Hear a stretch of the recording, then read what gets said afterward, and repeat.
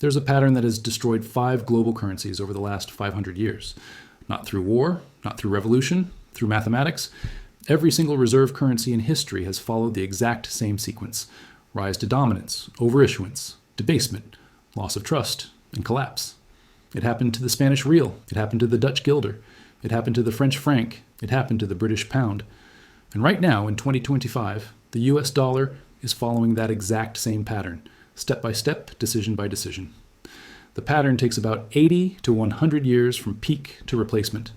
The Spanish real dominated for 110 years, the Dutch guilder for 80 years, the British pound for 105 years. The dollar has been the global reserve currency for 81 years, since Bretton Woods in 1944. We're not approaching the danger zone, we're in it. And just like every empire before us, we believe we're different. We believe the rules don't apply. We believe our currency is special. They all believe that too. They were wrong. And we're about to learn the same lesson. This is the story of how reserve currencies die, why the process is mathematical, not political, and why the dollar's replacement isn't a question of if, but when. Let me show you how it happened 5 times before, exactly the same way. Spain, 1500 to 1650, the first global reserve currency.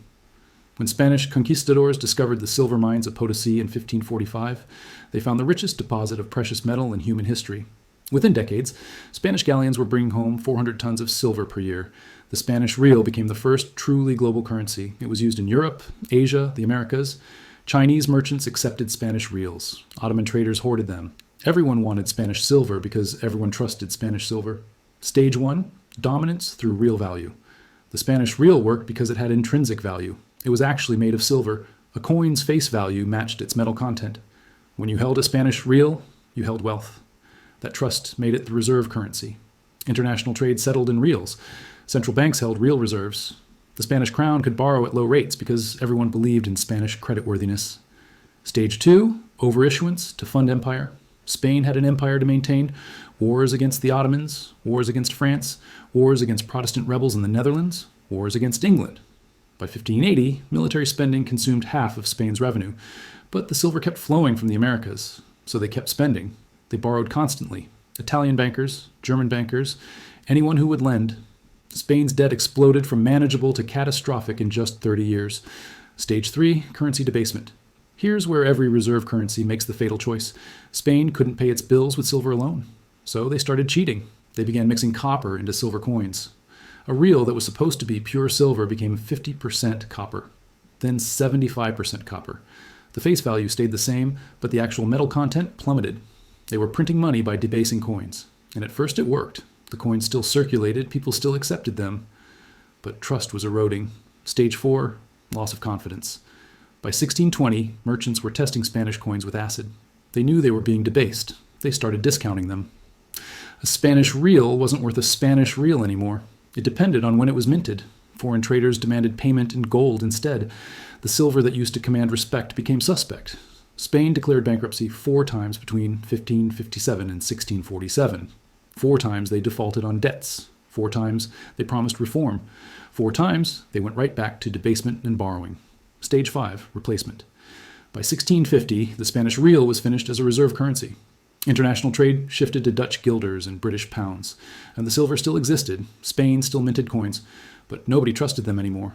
The currency that had dominated global commerce for 110 years became regional money, and Spain, despite controlling the richest silver mines on earth, never recovered its financial dominance. The real died, not from lack of silver, but from loss of trust. Netherlands, 1650 to 1720. The merchant empire's currency.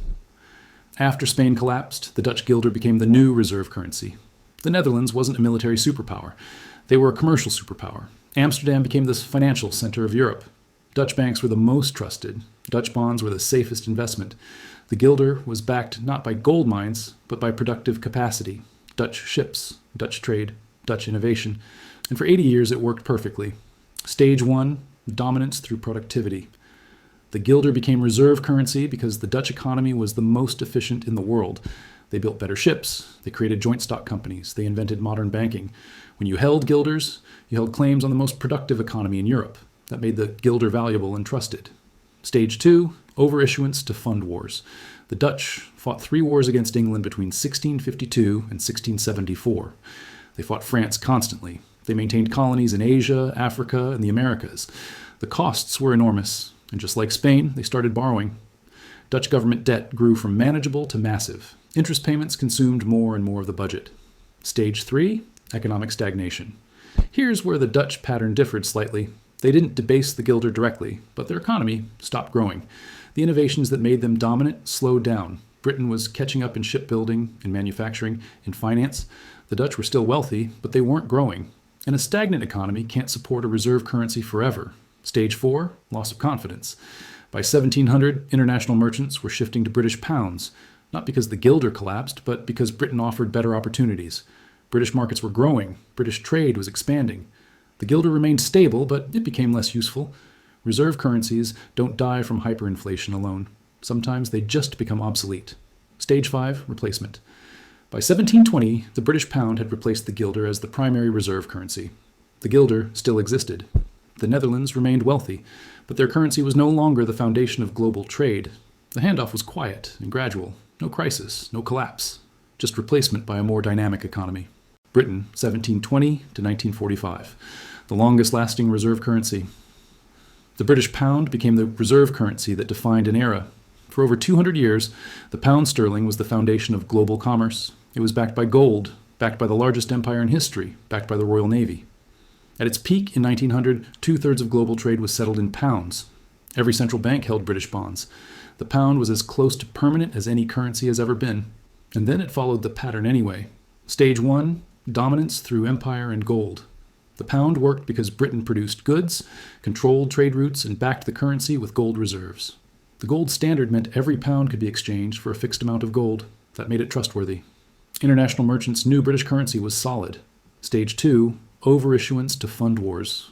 World War I destroyed British finances. 4 years of total war cost $40 billion, more than Britain's entire national wealth. They borrowed massively, mostly from the United States. By 1918, Britain had won the war but lost its financial independence. They owed America billions. The creditor had become the debtor. Stage 3, attempting to maintain the illusion. Britain tried to restore the pound's pre-war glory. In 1925, they went back on the gold standard at the old exchange rate, but the pound was overvalued. British exports became too expensive. Manufacturing declined. Unemployment soared. They were trying to maintain a currency value their economy couldn't support. It was financial fantasy. Stage 4, loss of confidence. In 1931, Britain abandoned the gold standard. The pound lost 25% of its value overnight. The reserve currency had just admitted it couldn't keep its promises. Then came World War II, another $120 billion in costs, more debt, more borrowing from America. By 1945, Britain owed more than their entire GDP. They were bankrupt. The empire was finished. Stage 5, replacement. The Bretton Woods Agreement in 1944 officially made the dollar the new reserve currency. The pound still existed. Britain remained a developed nation, but pound sterling went from the global reserve to a regional currency in less than 30 years. The transition from 1914 to 1945 was brutal and complete. Britain fought 2 world wars and lost their currency's dominance. The pattern had played out again. The United States, 1944 to 2025, the dollar's 81-year run. After World War II, the dollar became the undisputed reserve currency. The Bretton Woods system pegged every major currency to the dollar, and the dollar to gold at $35 per ounce. America held 70% of the world's gold reserves. We were the only major economy that hadn't been destroyed by war. We produced half the world's manufactured goods. The dollar wasn't just backed by gold, it was backed by overwhelming economic dominance. And for 30 years, the system worked perfectly. Stage 1, dominance through production. In 1945, holding dollars meant holding claims on the most productive economy in human history. American factories, American agriculture, American innovation. The dollar was trusted because America delivered. We made things the world wanted and needed. Stage 2, overissuance to fund empire. By the 1960s, America was running deficits. The Vietnam War, the Great Society programs, military bases in 100 countries. We were spending more than we produced, and we started printing dollars to cover the gap. By 1971, foreign governments were holding more dollars than America had gold to back them. France figured it out first. They started demanding gold for their dollars. Others followed. Stage 3, severing the gold link. On August 15, 1971, President Nixon closed the gold window. The dollar would no longer be convertible to gold. This was the modern version of Spain mixing copper into silver coins. The dollar became pure fiat currency, backed by nothing except trust in the U.S. government. For a while, it didn't matter. The petrodollar system, created in 1974, made oil trade require dollars. That created artificial demand. Every country needed dollars to buy oil. The system worked, until it didn't. Stage 4, massive overissuance. Since 2000, the money supply has increased 400%. Since 2020, we've printed over $6 trillion. The national debt is $36 trillion, or 120% of GDP. We run trillion-dollar deficits every single year, even during economic growth. We're doing exactly what Spain did, exactly what Britain did. We're spending beyond our means and printing money to cover the difference. The dollar has lost 98% of its purchasing power since 1971. We call it inflation. It's currency debasement. Stage 5, loss of confidence. This is where we are right now. The cracks are showing. In 2023, China and Brazil started trading in yuan. Russia and China trade in rubles and yuan, completely bypassing dollars. Saudi Arabia, the foundation of the petrodollar, started accepting yuan for oil sales. The BRICS nations are building alternative payment systems. Central banks bought record amounts of gold in 2023 and 2024, reducing their dollar reserves. It's not a stampede yet. It's a slow diversification. But that's how reserve currencies actually die. Not overnight. Gradually, then suddenly. Stage 6 is coming. Here's what nobody wants to admit. There are trillions of dollars held overseas. Eurodollars. Foreign reserves, dollar-denominated bonds. When confidence breaks, when countries don't need dollars for trade anymore, those dollars come flooding back home. That's called reverse currency flow. And when trillions of dollars return to America while we're still printing more, you get hyperinflation. Your savings get destroyed. Your purchasing power collapses. The difference between a 5% inflation year and a 50% inflation year is just confidence. And confidence is cracking. The pattern is mathematical. The timeline is predictable. 5 reserve currencies over 500 years. Every single one followed the same sequence. Dominance through real value. Overissuance to fund empire. Currency debasement or overprinting. Loss of confidence. Replacement. The Spanish real lasted 110 years. The Dutch guilder lasted 80 years. The British pound lasted 105 years. The dollar has been dominant for 81 years. We're not special. We're not different. We're just further along in the pattern than we want to admit. The question isn't whether the dollar will be replaced. The question is when. And what comes next? History says China's yuan is the likely successor. They're building the infrastructure. Belt and Road creates trading relationships. BRICS creates alternative payment systems.